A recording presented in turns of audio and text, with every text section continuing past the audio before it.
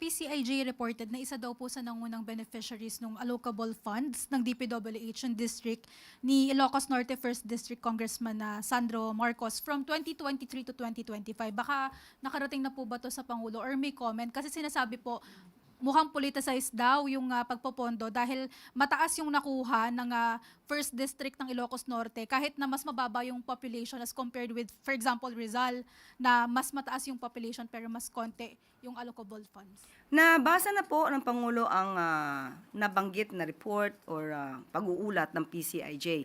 But as of now, I cannot speak for in behalf of Congressman Sandro Marcos. At sabi naman po niya, siya po ang nagboluntaryo. Kung ano man po ang issue sa kanya, siya mismo ang pupunta sa ICI para maimbestigan po siya. Bigyan lamang po siya ng date para po magkaroon ng tamang schedule. Si Presidente po, anong comment, Yusek, dun sa report? Alam naman po ng Pangulo na alam ni Congressman Sandro Marcos ang kanyang ginagawa at alam niya po kung paano ito sasagutin. Thank you. Follow-up question, Jean Mangaluz, Philstar.com.